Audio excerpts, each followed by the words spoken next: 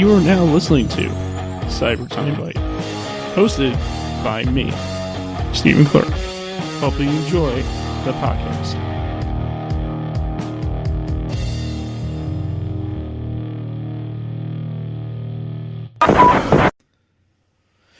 Hey there, everybody. It's Stephen here again for episode 130 of Cyber Timebite. I'm gonna let everyone know before we get started with this that you can go check out my latest appearance on Let's Chat with Chris Revel, which you guys won't be able to hear this. You guys won't be hearing this until 2021, real early, like January 2021. I should have said that to my guest before we started recording. But yeah, you can check me out on there. It's really awesome. It's really cool. But today I'm with someone who is related to someone who was the ringmaster at Ringling Brothers back in the day. I don't know the time period. I should have asked. But is back in the day. She's really nice. She's really awesome. She's currently in Mexico teaching people how to speak Spanish because COVID-19. You know how that is. Today I'm with Heather Elizabeth Haskett. Today, how are you doing today? Good. How are you? I'm good. Man, it's been crazy, hasn't it, with this whole COVID thing going on and all that? Oh, unreal. Absolutely unreal. I saw a meme that just totally summed it up. It said, library closed for reorganization. Dystopia, end of the world fiction to be moved to current events. And I was like, yes. Like, that's what it feels like. It just feels surreal. I mean, in the United States, and now that I'm in Mexico, it's just never thought in my lifetime, but here we are. Knowing that you're in Mexico, though, and you were in the States, now you're in Mexico, can you tell the difference between how COVID's getting treated in Mexico compared to how we're treating it here in the States? I probably don't have a comprehensive understanding of it, but I can tell you what I've experienced. Most everybody wears masks. It doesn't seem to be something like that people perceive as like stealing away their freedom if they're made to wear masks. Mm-hmm. I could be wrong, but from my perspective, I do know that a lot of people will wear it like, so that their nose is still showing, which I think is kind of funny because it's not particularly effective. But in my opinion, what do I know? I'm not a scientist. Mm-hmm. But it seems like everybody wears them, and nobody seems to fight about the point of wearing them. And when I go into restaurants, maybe not the teeny tiny ones, but the bigger ones, like they all take your temperature. Everyone takes your temperature wherever you go. Yeah. And they write down your name, your phone number, and your city of origin. Hypothetically, I mean, nobody's ever told me this, but I'm supposing that if there's an outbreak, then they can go and contact all the people, and there's better tracking systems. So like that never, and they have, hand sanitizer everywhere. And when you go into the downtown area where lots of tourists and people are, they have these like blow up, almost like passageways that are inflatable. Yeah. And they spray disinfectant on you. So you have to walk through those every time you're going into and I thought, well, that's awesome. Like at least in Florida, we did not have anything like that. Nobody took my temperature. In fact, some people fight to not wear their masks, which, whatever. Are you saying that they'd be like big inflatable things where they shower you with disinfectant? Yeah, I mean, it's like a mist. Have you ever been into like the theme parks where like you're standing in line and it's hot and then Disney just mists you? Yeah. It's like you're misted with disinfectant. Man, it's not great on a day that's kind of cold like today. Do you know what? They should here in the States, they should think about doing more stuff like that because that could actually work. Yeah. Yes. Well, I do feel safer here. Like, now, I don't know the numbers. I hear Mexico has lower infection rates, but higher, well, not higher, but like high death rates, which that doesn't sound very great. And also, I know I think that they don't have as good of testing. Like, they don't test as many people. So I don't really know how they're comparing to the United States, but I personally feel safer in this little town than I did in Orlando, Florida. So since you were born in Florida and you were raised in Florida, did you go to Disney or Universal a lot? Yes. And I don't ever go unless someone is from out of state and wants to visit. And then I never pay because if you live in Orlando, you have friends that work there. and it's absurd to think about paying to get into that park. So usually I can find somebody who can get me and my friends in for free. Uh, and I remember multiple field trips as a child in elementary school to going to SeaWorld so we could study the animals, or going to Epcot. Mm-hmm. So I'm kind of theme park out. I do like Universal Studios, Islands of Adventure. If I had to choose a place to go, that's probably where I would go. But even that is like, oh yeah, again, it's because you live. It's like the inner never-ending cycle of being like theme park after theme park. And I don't know how people can tolerate paying that much money and spending that long in a line, like an hour and a half standing in line for some of these rides. And I'm just like, oh God, I just can't. I'm certain that I would do it for something in another state or another country that I'd never seen, like, oh, but it holds no fascination for me since I'm kind of over it. So, like, speaking of that, speaking of fascinations and other places that you've been, like, I mean, besides Mexico and besides in Florida and and all that stuff, where are places have you been graced to be able to go to? Like, have you been to Chicago? Have you been to the Great Wall of China? Like stuff like that. Yeah. So as a child, because I was born while my parents were working on the circus.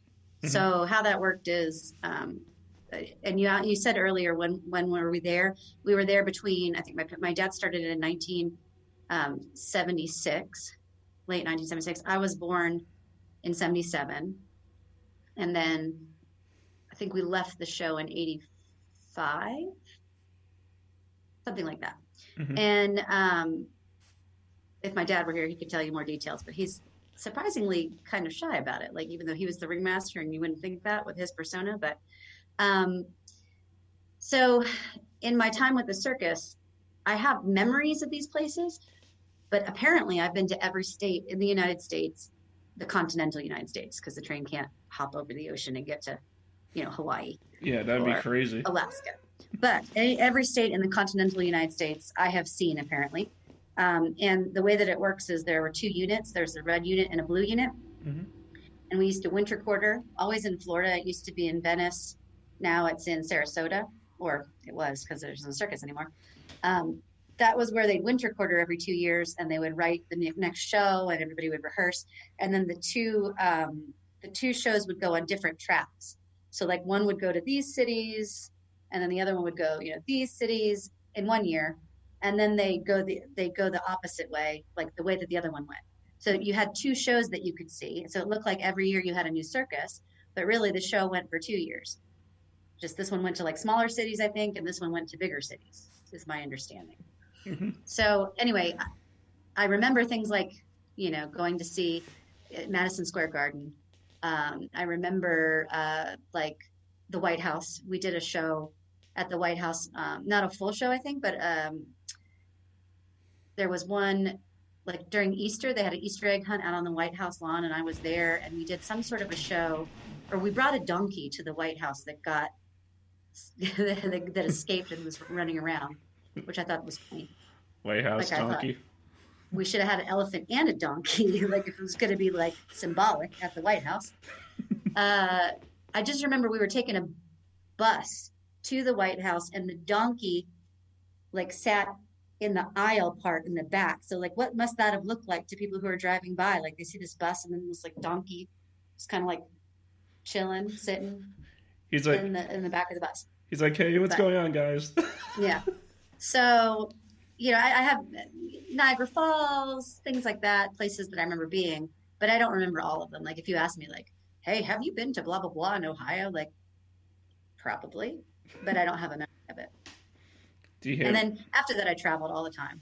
So, I mean, like, I know that if I like say something, you're like, if you say like a certain place, you'd be like, oh, I don't know, but I'm from Chicago. Have you had any Chicago memories? I don't. I do know that we went there, but I have no Chicago memories, except for I have a good friend from Chicago, so I think of him. But and I haven't been back as an adult, so no Chicago memories. Yeah, because my dad has like this amazing memory though, like used to irritate my mom because he'd always be right. And so when we would stop at a place, if he'd been there once, he remembered how to get to everything. He remembered where the store was. He remembered where the blah blah blah, how to get back here. And we had a guy, we had a truck or what do you call it, VW bus, like one of those hippie buses. Yeah. Had like looked like Scooby Doo Mystery Machine. Uh-huh. Had like the tire thing, and anyway, we would take it camping. And when we were traveling and there wasn't enough time between the shows, like when we were going to the next state, Mm-hmm. we'd hire someone to drive it. So we always had a car wherever we were, and my dad could just drive anywhere. And I don't know if he'll like me telling the story or not, but they used to call it circus driving because he was always late. And in order to get back to the show on time, so that he didn't get fired, Mm-hmm. because he'd always like zoom in like 5 seconds before the show started, he would drive kind of crazy. Sometimes maybe on a sidewalk. We called it circus driving Yeah. to get back to the show, and then be putting on his outfit and hat, and then the poor producers like sweating bullets, like where do you? And my dad just walks out, ladies and gentlemen, children of all ages, as if nothing, like as if he didn't just walk in 2 seconds ago. So I think he got in a little trouble for that every once in a while. Yeah, but that goes to show that he could go from being a parent to a ringmaster like that. Yes. It also goes to show that he was a little bit crazy. Sounds crazy. So You asked where else I traveled. I don't know. I've backpacked through Europe. I'm in Mexico now. I've been to some of the South American, Central America, just different places. What's your favorite place you have visited or want to visit? Oh God, that's really hard. I think,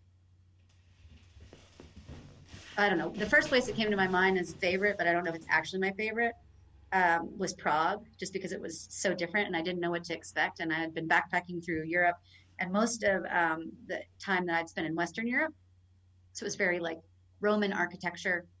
And when I went to Prague, it was just so different Mm-hmm. feeling. And because Hitler didn't bomb there at all, they didn't have to redo the city at all. So it was like original, and it just felt so magical. So I remember loving Prague. I would love to live in Spain again because that's like my favorite place.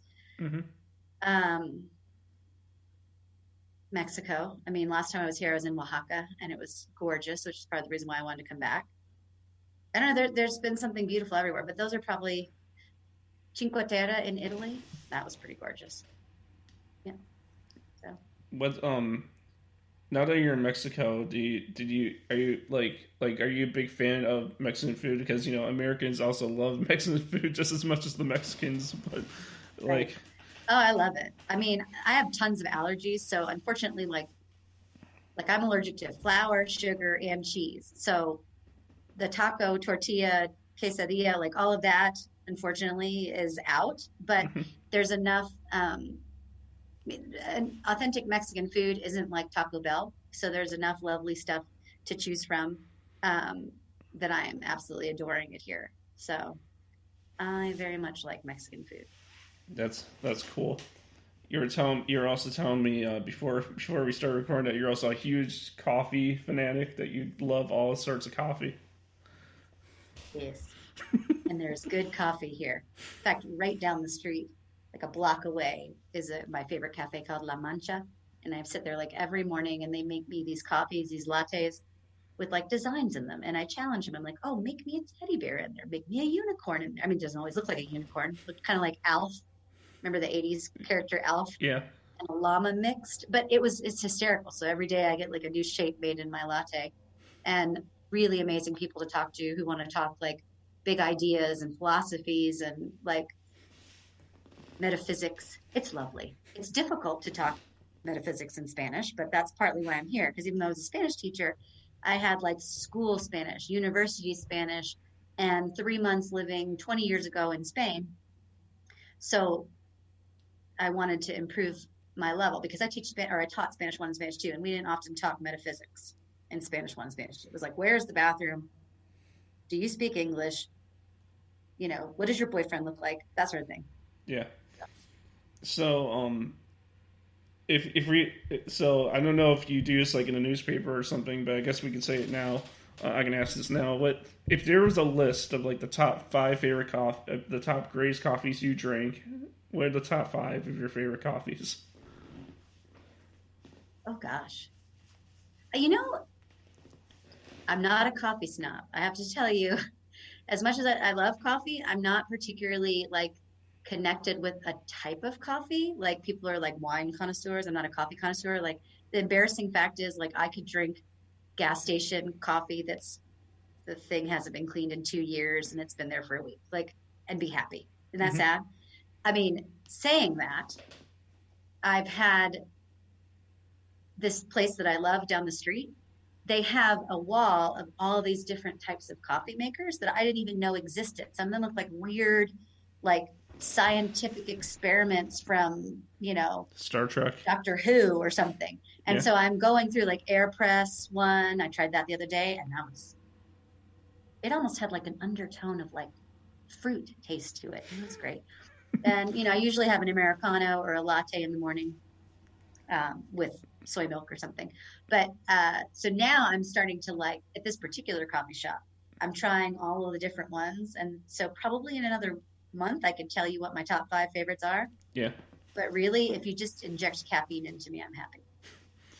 Because for me, I mean, like Starbucks. I like Starbucks. I like Dunkin'.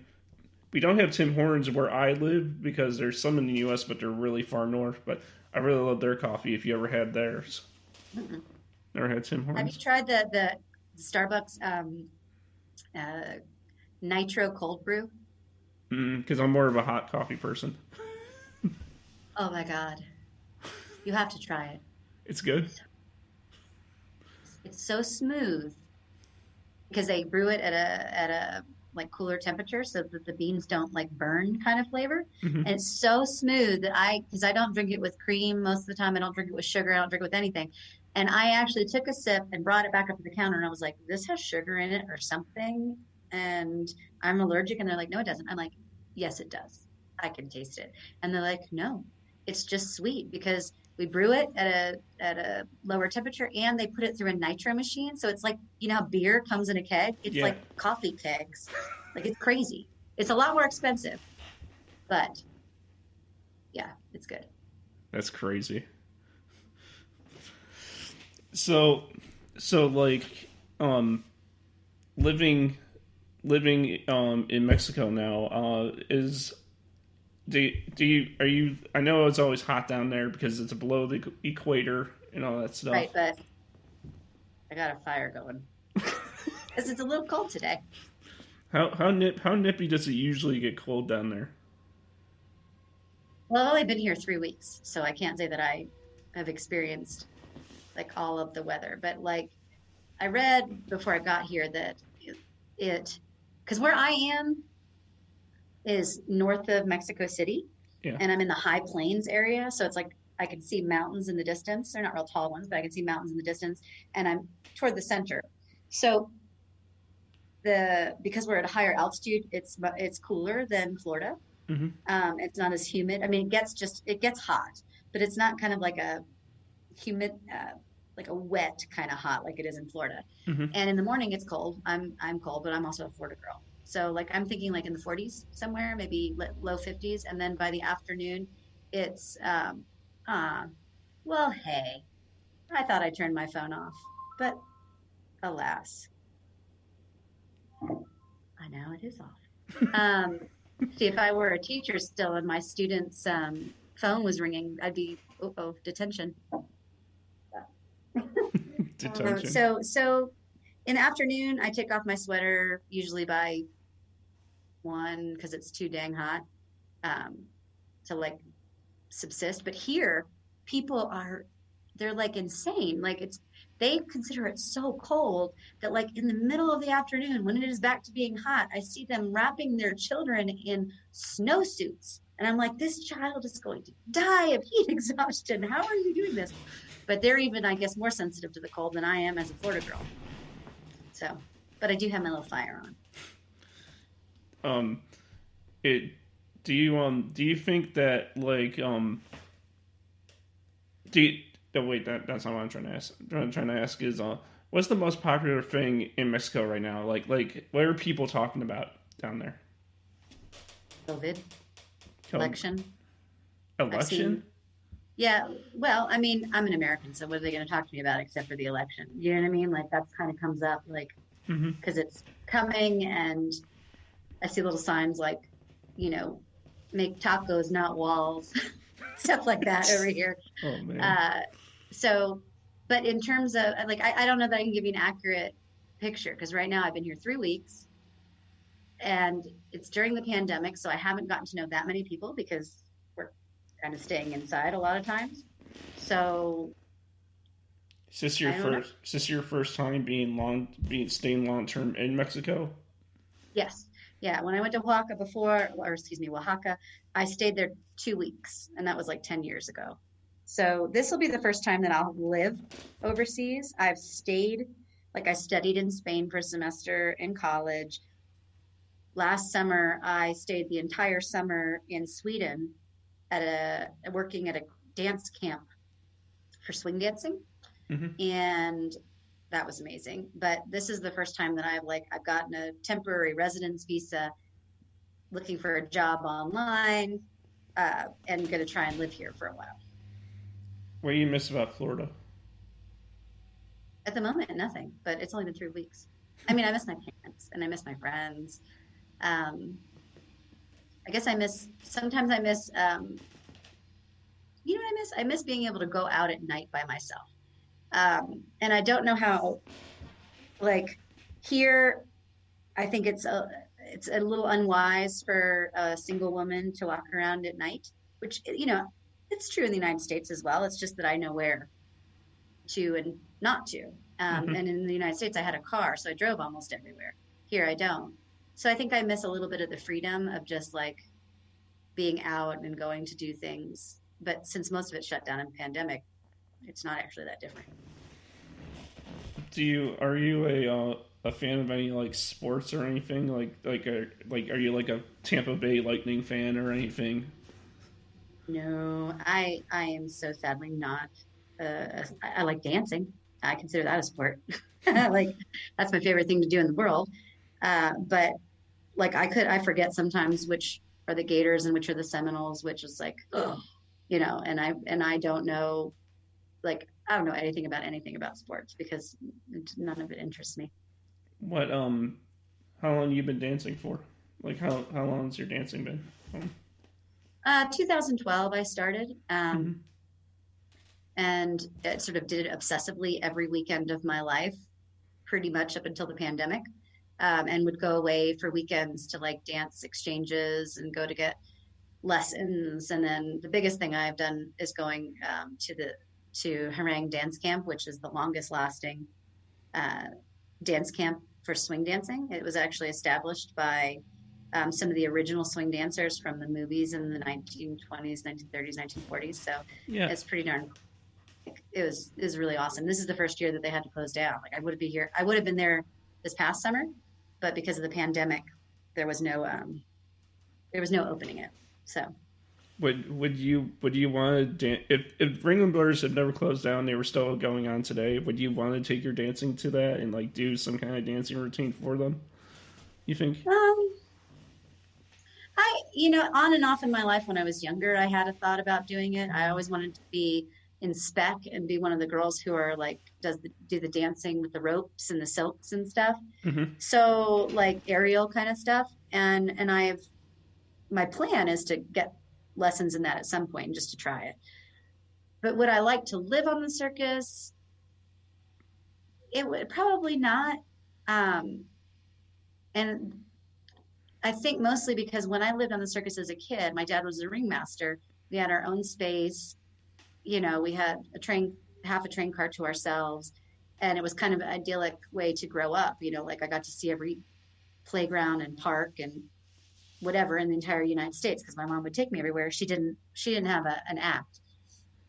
So I had like full-time mom and mostly full-time dad because all he had to do was sort of put on the sparkly suit and sing for the acts. He didn't have to like care for animals or train or anything. Hmm. So if I were working, I know that the life is a lot harder, and the space that you have on the train is a lot less, and the constant movement.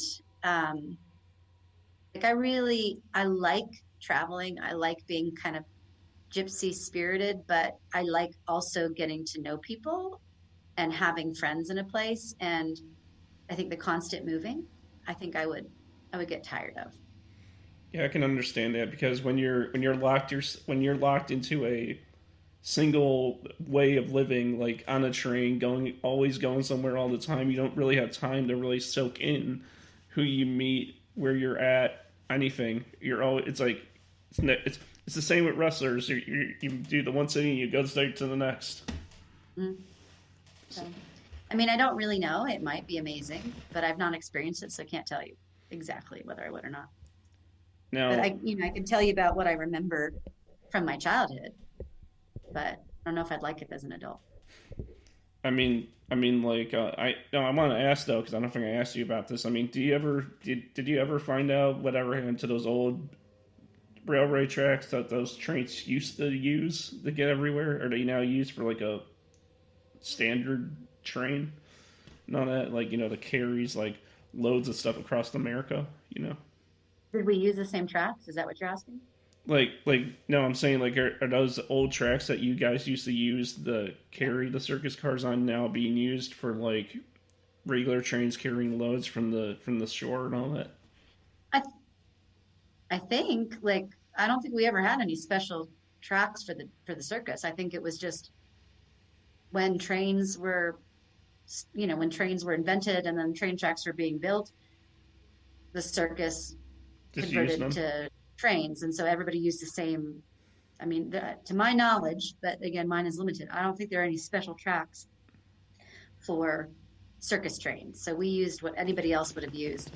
And I mean, I remember being toward the back of the train at one point, and people were always really excited to see the circus train. It's like, oh, look at the circus train. But if they were late for work, and I remember when our compartment was like way in the back, by then they were kind of like, I remember sitting like looking at them off our vestibule, like, oh, they're irritated that the train is still going and they're late to work. So there weren't as many like hi toward the end. Yeah. So Yeah, because I didn't know there was like a special. I didn't know if you guys had like special train tracks that you guys only used. But no, I don't think so. In fact, I'm 99.9% sure. But like I said, because I'm giving you all this memory from between birth and six and a half, mhm. some of it will be off, but I really don't think so. So so after you grew up, after that was over, and after you moved to Florida, how was the transition for you between when your dad got done with the circus and you guys moved to Florida and you started living like like more of a normal childhood where you weren't on a train all the time? How was that like for you? Did you miss it? Was it like you like was that like that's the only thing I ever known, so I miss it or whatever? I don't have, I don't even remember it being an issue. Like, I don't have any memories of going, like, I was so young. I don't know why, but I don't. Like, we lived there and now we live here. It was I like think my that. parents really missed it. I know my dad missed it. He went from ringmaster to being a high school teacher, and though he liked teaching drama a lot. Like it was a very different dynamic, had Hmm. a lot more work involved, and a bunch of teenagers, some of whom love you and some of whom don't, because you're assigning homework and you have to have things like that. Hmm. So I think he missed Joe some, and but I had a pretty magical childhood, like whether it was on the circus or growing up. My parents are wonderful, and my dad built me forts, these giant forts in our backyard. Like when I say giant, I mean like literally a giant fort. Um, it had like a slide coming off of it and a swing set and a zip line and trap door to get into it. Like because he could always build things. He liked to build everything, and he also built sets. So when he was a drama teacher, he was the tech person too. That's cool. And I had really good memories growing up. So I don't have a real like I don't even remember enough of it to miss it. Hmm. That you know what I mean? Yeah. So in high school, when you got older and you got into high school, and your last name is Haskett, and your father's name was also named Haskett, and he was the ringmaster for that very short time at Ringling Brothers. When you got older and you were in the high school and you said your last name, were people like, "Oh, I know you. Your dad was the ringmaster in Ringling Brothers for that small time." Did that happen to you a lot? There, probably because my dad wasn't the ringmaster for very long. Like, I don't have a whole lot of recollection of people remembering it. I mean, it's something about like my dad was a teacher at the high school that I ended up going to. Yeah. So because kids would know that his background was in the circus, when I came in that context of the high school, they were like, "Oh, you're Mr. Haskett's daughter. Oh, you grew up on the circus. That's interesting." But I think it was more like, "Oh, you're Mr. Haskett's daughter. Like you're a teacher's daughter," versus like, "Oh, you're a, you grew up on the circus." But it's always like a curious piece of information when people find out. And if I don't think to tell them until like I've known them for a couple of years, then they're really kind of like, "What? Grew up?" Because I don't think to talk about it that much. "You grew up on the circus?" And I was like, "Yeah." Explains my weirdness. I was raised by clowns. It's kind of the joke that I always go to. And then someone usually goes, "What were you, the bearded lady?" And I was like, "Oh, did I not wax enough? I can't," that's generally how the jokes go when someone finds out, that I grew up in the circus. And we did have some fans. Like I remember a family that came to visit us that like were big fans when my dad was traveling. And then they moved to Florida and they came over to our house, and it was sort of a little bit like, oh, like he was a star. But I think it's such a little niche. Like it's not like my dad was on TV and millions of people got to know him as this character on TV. Uh-huh. Like everybody remembers going to the circus when they were a kid, but they don't remember what the ringmaster looked like or what his name was. I mean, do you remember what the ringmaster's name was when you went to see Ringling Brothers? I never. Funny enough, I never actually got to go see one of their shows because I was too young, and I saw the commercials all the time. I just never got to go to a show, but yeah. So, but yeah, I wouldn't remember even if I went. So, yeah. I mean, he was famous in bit in some circles, but not like an actor or a famous politician or something like that, where people really see them all the time and know their name. So one thing I gotta ask though, and I'm pretty sure most people who are in the circus who are involved in the circus saw it. Excuse me. Have you ever seen The Greatest Showman? Oh yeah. On my dad's birthday, that's where I took him for his birthday and invited some of my friends, and we all went to see it in the movie theater, and he liked it. That's really old-fashioned circus, because that was like when it was more of like carnival, which is the circus's heritage. Circuses were not just about the talent people had, but sometimes it was about disabilities that they had, and that was what made it like you could go and see this person who was a Siamese twin. Or you could go, and so Ringling Brothers. By the time I was there, that was that's nothing to do with circus anymore. It's about people their talents, being able to train animals, or their talents being able to do acrobatics. So, but it was really cool. Like the music was lovely. We had a wonderful time at it. Like, and it was just a fun thing to do for his birthday. I mean, like I'm pretty sure you weren't looking at it, like how accurate it was, but like, was it pretty accurate? Maybe for the time, I really didn't I didn't go researching it. I just know I like Hugh Jackman. I think he's a good singer, and we were all pleasantly surprised with it because we weren't sure if it was going to be good or corny, and we all liked it. But in terms of accuracy, I don't know. Like I read a book like Water for Elephants, and in terms of accuracy, like again, that's an old version of like we didn't get on there till the 70s, and there was so much different between the Circus of the Depression, or the circus before it was combined, Ringling Brothers and Barnum and Bailey, and when it was more like a carnival freak show kind of thing. Like, I don't know. Now, when you were growing up and you got to like more being an adult, and you knew that your dad was the ringmaster, and there was the circus part of your life that's always going to be part of your life. Was that like, oh, that was my past, and that's like your thing, but I have my things, and they're over here? Like, did not really consume your life as much as you thought it would when you grew up? Like, you thought like, oh, I'm going to love the circus. It's going to be like I'm gonna love it like for the rest of my life because I was part of it and I got the I actually didn't even no, think about it. no. Like that, I don't even know that that crossed my mind. Like it just was. And we didn't even go to the circus that much after the fact. Like after we got out of the circus, like really, we didn't go every year. Mm-hmm. I had a friend whose dad was pretty high up. I think he was like second only to the owner, and he was in charge of getting new shows and producing and all that sort of stuff. So our connection with her, she came and visited me almost every summer, Mm-hmm. because I grew up with her when we were on the train and we were the same age. But we didn't necessarily go to all the shows. Sometimes we would go to a show.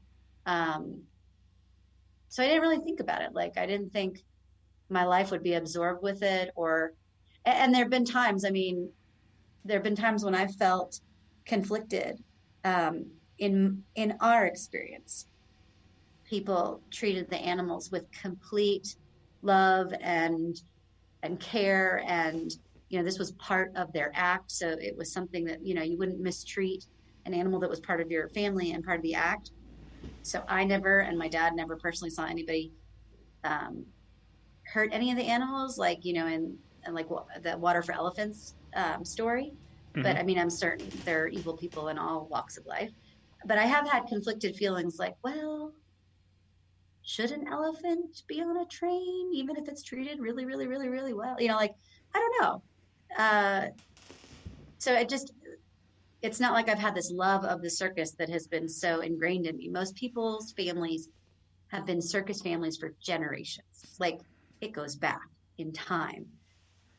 Their Just parents were, their parents' years. parents were. And my dad was an actor, trying to make it locally in commercials and doing gigs and stuff singing. And then he got this great opportunity to work at Circus World, which was a theme park based on Ringling Brothers. Yeah. And when he was being the ringmaster for that little outdoor show for kids there, um, the owner of the circus saw him and offered him the show, Yeah. to travel on the red unit. So our family wasn't steeped in it the way many families were. Mm-hmm. And it took a while for people to open up to us because we weren't circus folk. It wasn't like they didn't like us or they were bad. It's just we weren't part of that culture. So it took a bit. I think they wanted to see if he'd stick around for more than just one. Um, like they went in 2 years. You did a show for 2 years. So did you stay longer than just one, show? Did you make it to the next one? Did You have, so you have to earn their respect. yeah. Yeah. Because when it's like when you're like the new kid in town, you just automatically don't get there. So you got to earn the respect, and you guys obviously have done that because I mean, let's just be honest. Your dad's going to be forever going to be ingrained in the history of ringmasters of that company, which I'm pretty sure will be forever grateful in you for the rest of your life. It was cool to be part of that. It really was. Like it is something unique about my childhood, about my past, something that my dad is very proud of. And he was a really good ringmaster. Like I know I'm partial, but I think he was the best ringmaster. So it's a neat family. It's an interesting piece of interesting fact about my family. So Were you glad when eventually down the road they finally got to introduce a female ringmaster, like female power finally got in the ringmaster position? I thought that was really cool. Yeah, it was sad that it was like so short before like the whole circus sort of imploded or just it wasn't viable anymore and it went under. But I thought it was really cool to have a girl ringmaster. I don't know that I would ever want that position because I did not inherit. I did not inherit my dad's singing voice. The only singing I do was for my students to torture them. Torture singing. Yep. Yeah. So what? So not. No, I'm not saying like because you live in Mexico, Mexican food's your favorite. But like, what is your favorite food in general? Like, what do you like? Like, what's your favorite thing? Sushi. What Yes. kind? Well, it's because I don't eat so many things. Most of the time, I like rainbow rolls and avocado rolls because a lot of times sushi will have cream cheese and I can't have that, or it'll have a sauce like eel sauce when I could eat it, it had some sugar in it, and I loved eel sauce, so I love black and white rolls. When I was eating more dairy, I would love volcano rolls, which is like so not. I mean, that's such an American version of sushi. It's like you take sushi, which is such a healthy food, raw and just good for you, and then you Americanize it and you put it like you fry it up, and then you put all this mayonnaise kind of seafood sauce on top, and like yeah, it's amazing. But it's like the Outback Steakhouse cheese fries version of sushi. And before I had all my allergies, I'm not gonna lie, I liked it. You know, one of the things that you said earlier that I just want to say, Yeah. it just reminded me of it. You asked when you were introducing me, you said that I was teaching Spanish, Hmm. which is vaguely true because there is one American family that during the pandemic wants me to teach them because they can't really go out. Hmm. But mostly I'm going to be teaching English because it's it's a funny thing to be, you know, a little American girl teaching Spanish in a country where it's beautiful, beautiful Spanish is spoken, amazing teachers. So I'm sort of teaching intro to this one family, but the rest of my teaching has been I'm teaching English. Like I'm volunteering for an organization called Jóvenes Adelantes. So I'm teaching my student Felipe English, and I'm teaching some other little kids English, which, you know, seems silly to come to this country to teach people Spanish. You know what I mean? Yeah. So like, have you ever wanted to go to like Santa Claus, Indiana, or North Pole, Alaska, like those Christmassy themed towns before? Do you ever want to check those out?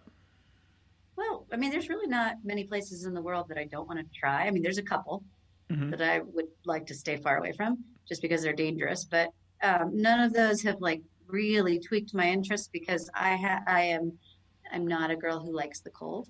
And I get like just being in Sweden over the summer, it was cold enough that like my nose was bleeding and my fingers were cracking and I'm like bundled up as a silly little Florida girl who can't take the cold. So like hypothetically it'd be fun to visit there if I could like go around in a Poke mobile that had heat the entire time and then just only get out in snow every once in a while and then back in my little heated Poke mobile. Yeah.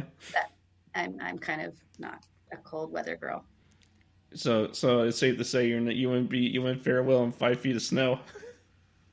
I'm only 5'3", so I would really not fare well. I mean, I feel like just as much of me would even be showing. So yeah, no, it's not my thing. And I don't know how you guys do it. Just I imagine I don't even remember where you said you live, but it snows where you are, Chicago, right? Yeah, Chicago. So do you like waking up in the morning and having to like heat your car and like etch it out of ice before you can drive anywhere?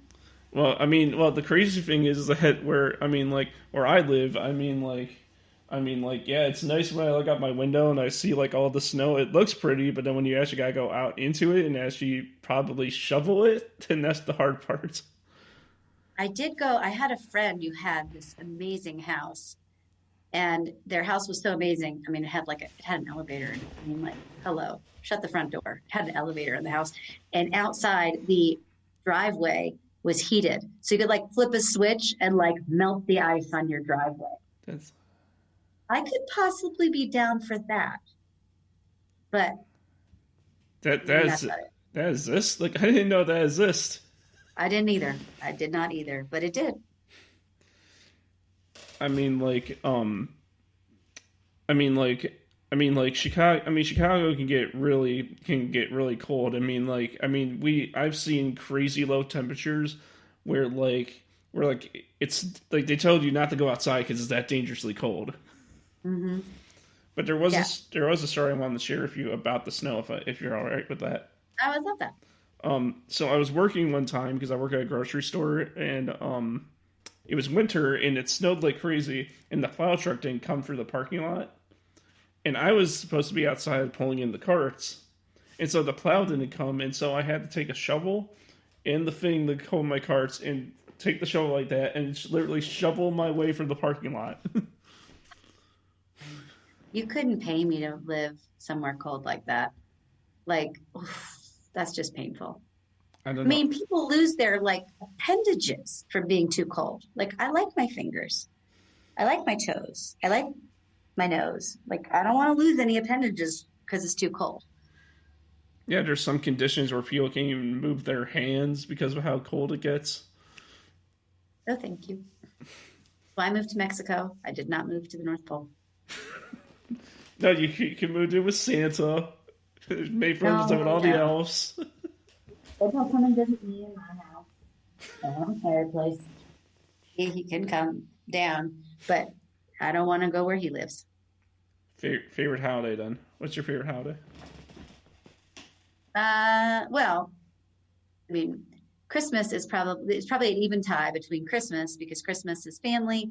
Christmas is so many beautiful traditions. It's always having a party at my parents' house with all of our friends and a band. And it's I love giving presents, and I'm a Christian, and so to my faith it's important. Hmm. But in terms of just fun, I like Halloween. Like I'm crazy about dressing up. I usually have 2 to 3, sometimes 4 costumes a year. Like because if I go to different parties, I can't wear the same costume. Hmm. And yeah, so that's probably my favorite, just because I get to be so creative. But I do love Christmas. So those two. So you technically cosplay. You technically do that. Yeah. I don't know. I couldn't tell you which one. Like if you said, "Oh, you only get one. Christmas is going to be cut, or Halloween's going to be cut." I I don't know. Like I love both of them, No, no, and no. I'm excited to do Day of the Dead here for the first time. Although I've been told that it's going to be nothing like normal because of the pandemic. Mm-hmm. But still, I'm excited to be here for some form of the holiday. Because you were saying about on Halloween how you do different costumes because it can't be the same Mhm. one. Yeah. So you technically cosplay. Technically. Oh, cosplay. I didn't hear cosplay. Yes, kind of. I I think I would absolutely love cosplay, but I'm not as into like most of the things that people cosplay. Like, I love Star Trek. I will cosplay Star Trek. In fact, I have many photos of my 39th birthday, which was Star Wars versus Star Trek dance throwdown. And so you came to my party and you were dressed as either one, and we it was a big full swing dance, and you had to bring food that was like the theme was Star Wars or Star Trek.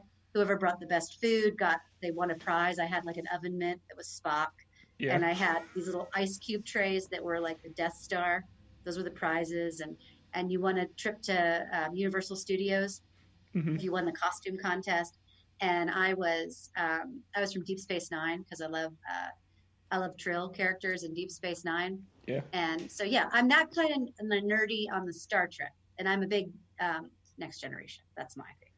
But in terms of like the cosplay with um, like comic books and like I just don't know them. But if you told me about them and you said, "Hey Heather, you want to dress up?" I'd be like, "Yes." There's a costume and I can make it. Yes.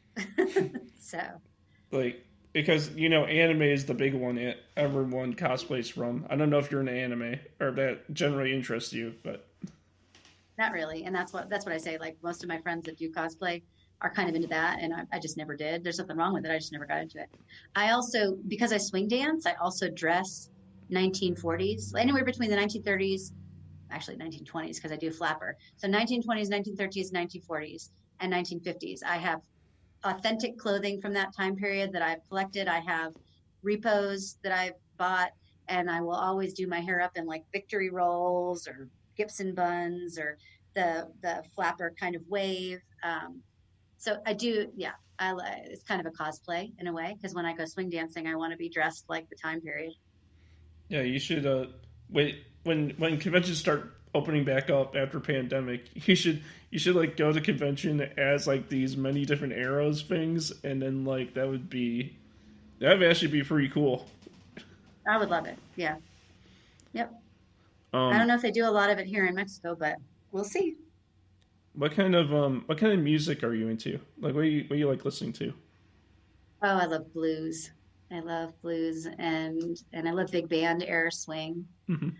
I'm a child of the 90s or a teenager of the 90s, so like all of those that remind me of my high school years, like 10,000 Maniacs and um, some of the grunge bands. I also was a kid in the 80s, so like I will rock out to some Madonna, um, and Tears for Fears, and like I pretty much like almost everything. I like reggaeton Latino, and I like old school rap, like Yeah. the really dorky stuff like DJ Jazzy Jeff and the Fresh Prince, but and then some of the other stuff that was out in the time period. Yeah. But there's really not a whole lot that I dislike. I mean, I can't say that I have a lot of music that I listen to that's like gangster rap. Like, it's not that I don't like it. I just can't say that I have a lot of it that I just put it on and listen to and jam out. So, I don't like rap either. That's never been my thing. I'm more of I like hair metal, as they call it. I like 80s hair bands. I like rock. I don't like that screamo stuff. I can't get behind any of that. I like 80s music too, 90s. I know blues is what inspired a lot of these bands into, like, that's where it like started, like with Elvis and all of them, and it like inspired them to be what they wanted to be. Have you ever wanted to be in a band? Like, has that ever crossed your mind of ever making music? No, because I can't sing. And when I was a kid, I got years of piano lessons that I fought and, fought with my parents about practicing. And I was like, I don't want to. And sort of gave it up in sixth or seventh grade. They let me finally stop. And so now it's like I can play half of one song. Would I like to be in a band if I had musical gifts? Yes, but I don't. So it would be pretty funny. I'm not sure what, maybe be the triangle. Ding, ding. Or cowbell. I could play the cowbell, like Enter the Reaper, or is it Enter No, the? no. What was the name of that song? Don't Fear the Reaper. Don't Fear the Reaper. Yeah, like I love that cowbell sketch from Saturday Night Live. So I could play like cowbell, but that's about it. Yeah, you can. I mean, you can. No, you can do the triangle solo. Yep, triangle solo and cowbell solo. That is the most. Otherwise, I could learn sign language and sing with my hands, and that would be the prettiest sound that you could not hear out of my voice because my voice is. How do you sing with sign language? Like, I don't know, like you can. I mean, there are translators. Like if you go to concerts, there are translators, and they're. I don't know, but the reason I made the joke is because like you don't want to hear my voice. So the closest singing that anyone would want to hear would be sign language singing. um, what what is your favorite thing about Mexico so far? I mean, for the 3 weeks you've been there, is there anything that, besides the coffee, has there been anything that have been like, oh my god, that's amazing? Yes, so many things. Um, what I've liked most is that the city is so filled with people. It's walkable. Like in Florida, you just don't walk like places. Everybody drives everywhere because it's just so spread out. Hmm. So I love that it's like a little city. Um, every day, everybody's walking, cobblestone streets. Everywhere is beautiful. I mean, beautiful architecture from hundreds of years ago. And the people that I've met are so open and so friendly. And like, I don't often walk down to a cafe in Florida and then like just start up a conversation with people who go there every day. Like my little cafe has like lots of different people who come, but like literally I can count on seeing the same 10 people at some point in the day at this cafe. And we can talk about books, we can talk about philosophy, we can talk about politics. And there are probably places like that in the United States, but Orlando is very transient. Lots of tourists, people who have moved there for work, so they don't have like long generations of families living there. Hmm. Most of them are like retired from New York, New Jersey, or wherever. So I'm kind of an anomaly when people say, "Where were you born?" And I was like, "No, I was born in Florida." They're like, "Born in Florida? You didn't move there?" So I think people don't have the connections to community in many places in Florida. Not all of them. Littler towns, yes, but not in the bigger ones. Hmm. So I really like that aspect of having been here only 3 weeks, and I have people who are watching out for me. I have people who are trying to help me find a new place to live because I'm moving from where I am now. Um, that just met me, and they're just kind souls. So Have is Kachina art really popular down there, or is that an Arizona thing?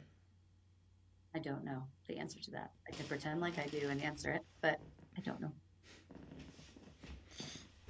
Um, so like the is the coffee like I mean is American coffee like taste different from Mexican coffee? Because I don't know if like Mexican coffee from where you drink your coffee tastes different from when you drink it in America from any random place. Well, I think because the world is so international now, and you get beans from all over the place. Mm-hmm. Uh, so I don't necessarily think coffees taste very different, except for American coffee is kind of unique because we make it in our American coffee pots, and it's mostly water. Mm-hmm. Like it has a lot more water in it, and and I found that in Europe and in South and Central America, it's more of like espresso, and you know, like a richer, um, stronger coffee. And they have what are called Americanos. Like, so I usually order an Americano, which what Americano is like a shot of espresso, and then you add water to it. You don't actually make it in the American coffee pot, but you might make an espresso shot, then you just add hot water. And it got its name during World War II when the American soldiers came over and they ordered coffee. They would try to get coffee, and it wasn't like what they remembered, in their little Folgers, Yeah. instant or whatever. They probably didn't have instant, but like, and so they would ask water to be added. And so in Europe, they just started calling them Americanos because Americans wanted their coffee watered down. So that in that sense, I've also found recently, at least in this, as I've been traveling in the last 2 or 3 years, a lot of people in Europe and a lot of people like at home will buy instant coffee. And that's weird to me because like I don't I don't like instant coffee. Not a So big and in fan. the United States, when I'm go to a friend's house and they offer me coffee, they don't usually offer me instant coffee. So it's weird. Like in the cafes, I find the coffee better. And then when I go to someone's house, if they offer me a coffee and it's instant, I'm like, I mean, I'll drink it. Remember, I am not I will drink anything with caffeine, but that's not my favorite. How about the K cup like the K cup machines? Do you like those? They're easy. I don't really like them in the sense of the waste that they are. So when I do buy them personally at home, because I had a K cup, I would buy the ones that were recyclable, Mm-hmm. and or I would buy the one where you could put the little your own coffee stuff into it, and then so for in terms of like pollution and trash and all that, I don't care for them. But if you're asking like if it didn't hurt the environment at all, do I like them? Yes, there's nothing better than just sticking it in, push go, and then like 10 seconds later you have a cup of coffee and your brain starts working, as opposed to what I do now, which is like go fill up the teapot, get out the French press, and sometimes I'm like so half asleep that, yeah, but it tastes better. Tastes better all in the end. So man, we're roughly coming up to an hour on this. Man, that sure did fly. Am I right? I know. And we talked beforehand even more about the circus. So I don't even know how much we talked about the circus on the part that's been recorded. I can't remember which is which, but it was fun. I wanted to ask. Was there anything you wanted to ask? You wanted to ask me? Just not that I ran out of questions, but I was wondering if you had anything you wanted to ask me. Well, I was curious as to how you got your show started and how you pick your guests and why circus came up as, as a possibility. Like, because you sort of friended me on Facebook or asked me, messaged me, and I was wondering what is your show normally like and why you decided to try and contact me and my dad.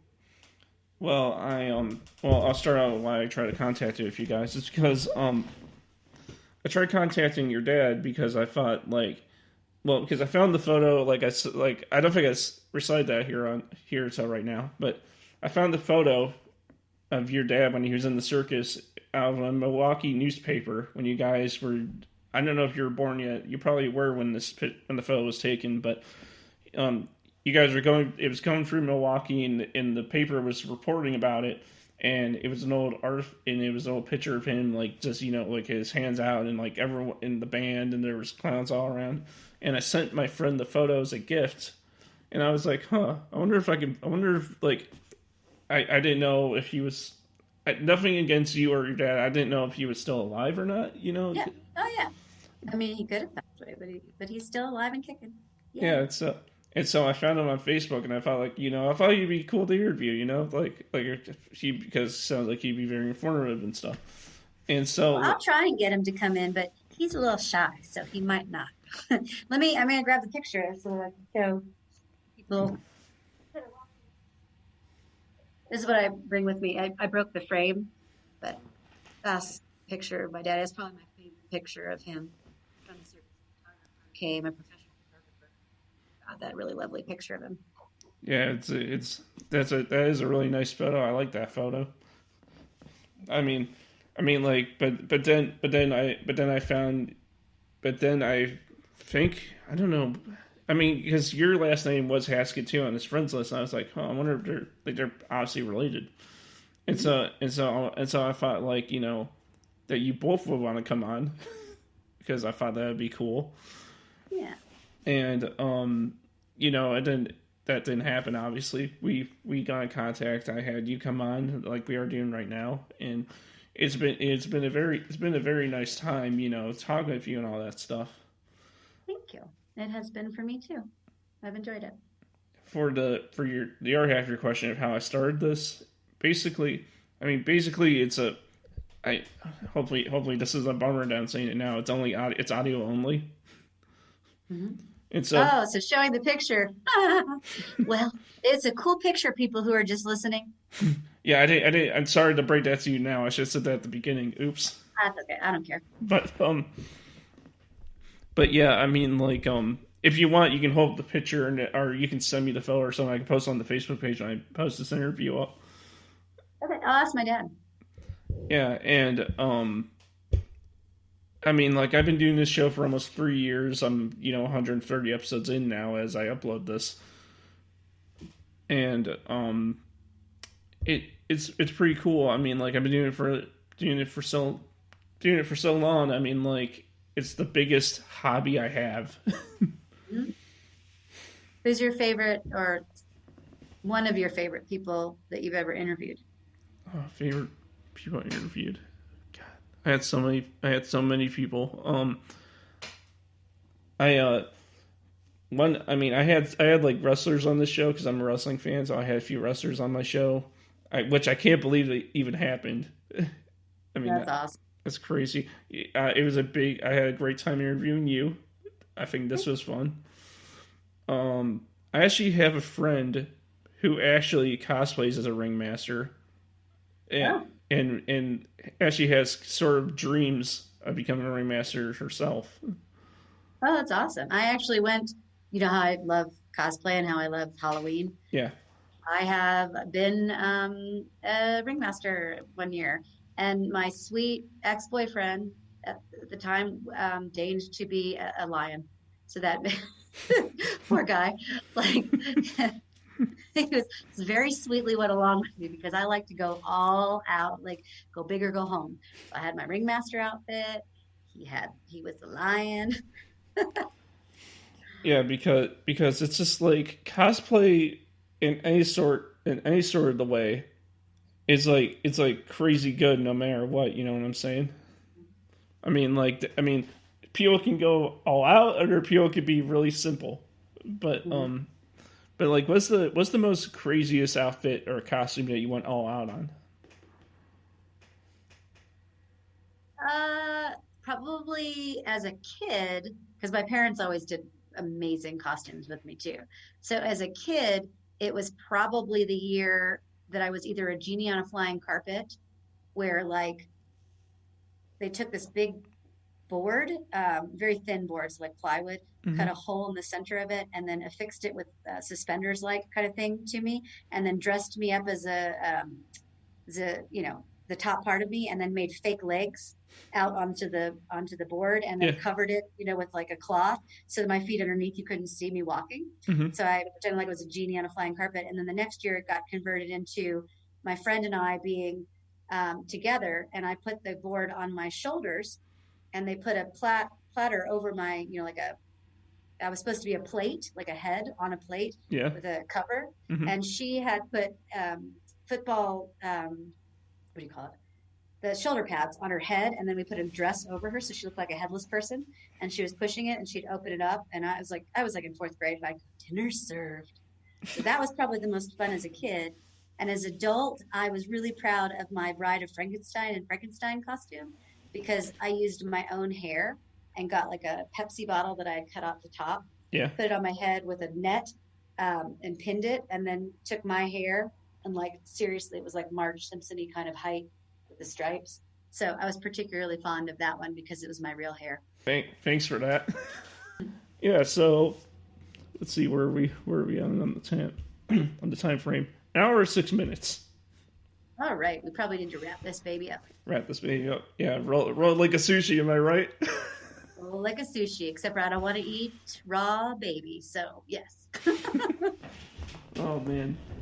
Well, thank you for such an amazing time. You've been amazing. Thank you for this. It was very fun. Thank you for inviting me. If I do my outro and I let you do yours, if that's all right. Sure. Thank you everyone for listening to Cyber Timebite episode 130. You can find me on Facebook at Cyber Timebite. Follow me on Twitter at NostalgiaMant. Buy all my merchandise at Crash Steven Gear, where even the spork is the most powerful of them all. It's all amazing. Go check it out. How about you? Where can people go and find you on the social media if people want to figure out about you? I don't have a little spiel like that, and I have a Facebook page, but yeah, like there's really not a place to find me. But I suppose if you wanted to friend me at Heather Haskett, that would be okay. If I don't know you, I might not accept, but hey, just say you heard about me on a podcast and I'll maybe correspond and say hi. But I don't have anything fancy like he has. So having said that, the end. That is me. You don't have like a Facebook page or anything for like your studies or anything, or for where people can contact you if they want to learn from you? No, I just have a personal Facebook. Yeah, I'm not fancy, and I don't even check it that often. And it's not because I don't like it. It's not that I don't like Twitter or Facebook. It's that I get lost in it, like almost addictive. And sometimes I watch other people's lives on this little screen more than living my own. And so I have to like take time away from it so that, okay, Heather, let's go out and live a little bit, not just sit in your room looking at Facebook. So yeah, nothing fancy. But that's great. Well, I want to thank everyone for listening to this, and I hope everyone here has a fantastic day. Have a good one.